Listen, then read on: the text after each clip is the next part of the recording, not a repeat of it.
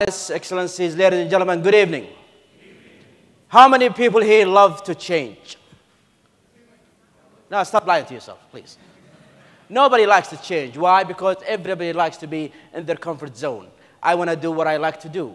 It's comfortable. That's why it's called the comfort zone. But change, as we heard earlier, is inevitable. And if you don't change, life will skip past you, and you'll still be stuck in the past. So to learn how to cope with change, I'm going to offer you a 5-step program. Everybody, can you raise your hand, please? Everyone. How many fingers do you have? 5.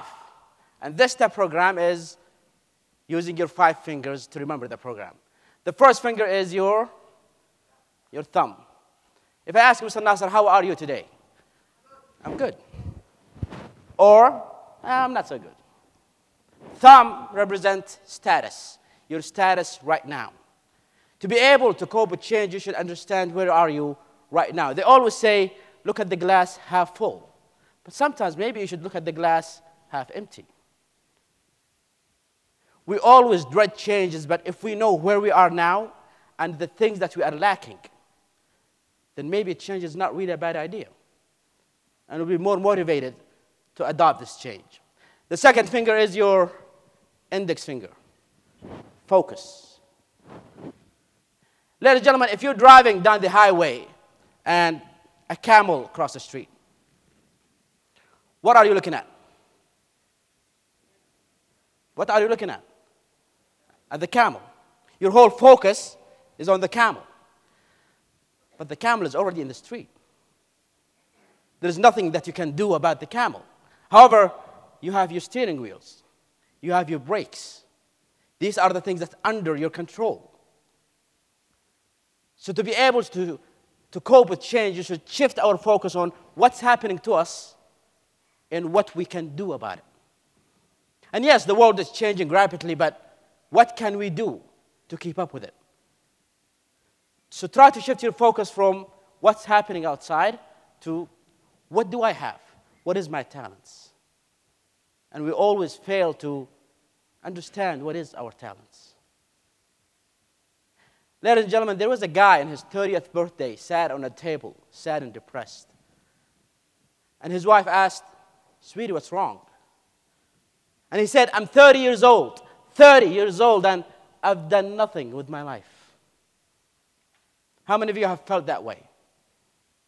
Like your life is half over and you have nothing to be like remembered for. His wife said, "You know what? It's never too late."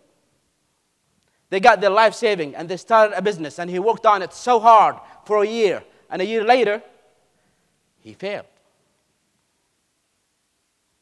He sat on the same table, sad and depressed. "I'm 31 years old and I'm broke and I got nothing to show for my life." And his wife said, "Still, it's not too late." They got a loan and he started a second business and he worked even harder on that. And a year later, he failed. He sat on the same table again, sad and depressed. "I'm 32 years old. I'm broke. I'm in debt. And I got nothing to show for my life." And his wife asked him the question that he should have asked himself a long time ago. What is your talents? What do we have? Everybody has a talent. Everybody is unique. She said, "What are you good at? What have you learned from these 2 failed attempts?" He said, "I'm a good speaker. I'm a good negotiator. And I love to help people." So they figured out maybe he could be a lawyer. He doesn't have any money.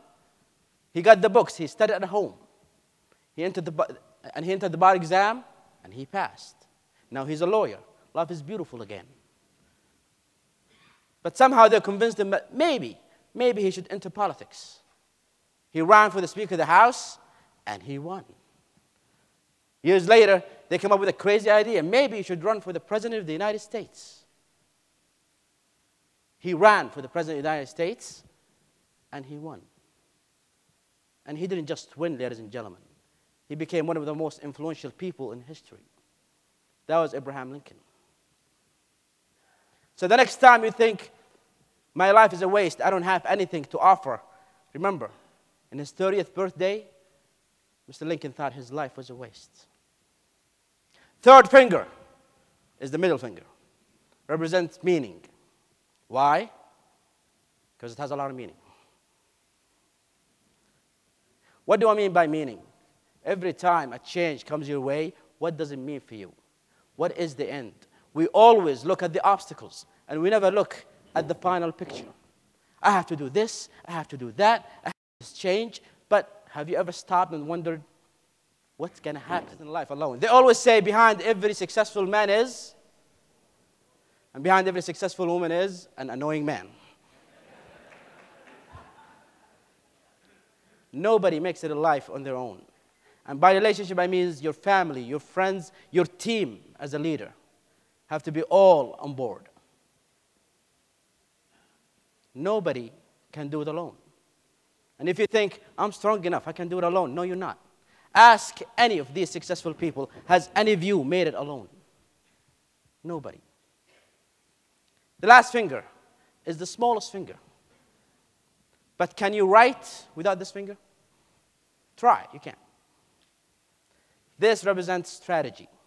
And what do I mean by strategy? We always, when we are hit by a big change in our corporation or even in our personal life, we're thinking, what is the big step? What is the thing that I need to do right now? That big step that I need to take. And maybe we shouldn't look at a big step. We should do the smallest change that has the highest impact.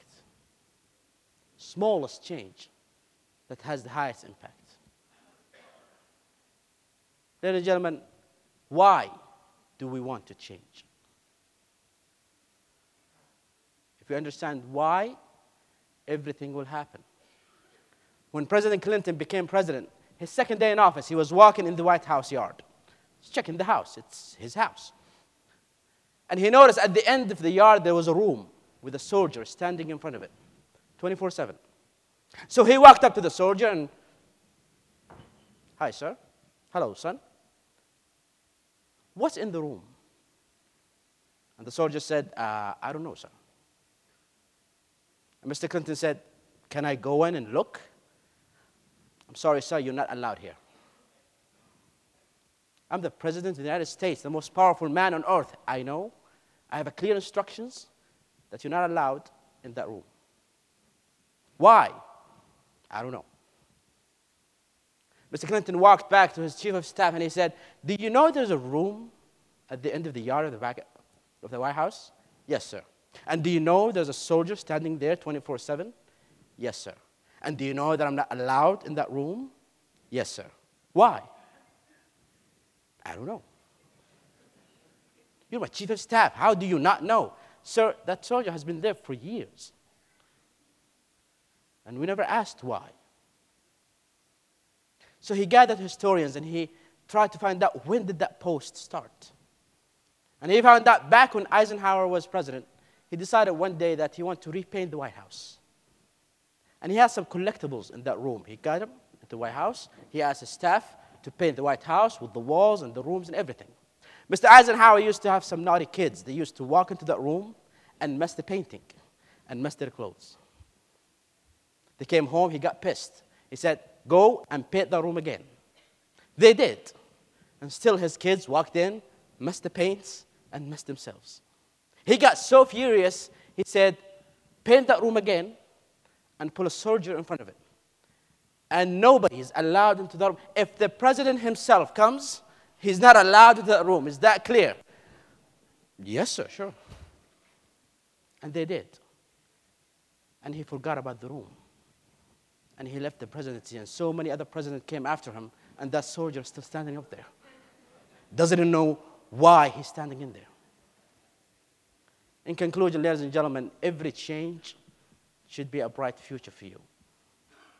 There is a study that says the resources on this earth is enough for 1 billion people to have a standard living.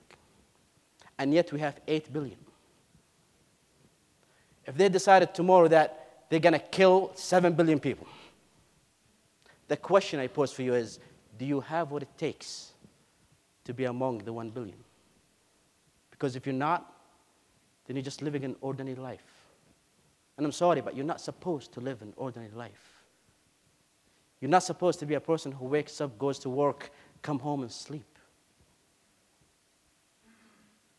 Every single day of your life, you should do something new, something that will contribute to the betterment of yourself. And everything you do in life, you do it with a reason. And if somebody asks you why you're doing what you're doing, your answer better not be, I don't know. Thank you for listening.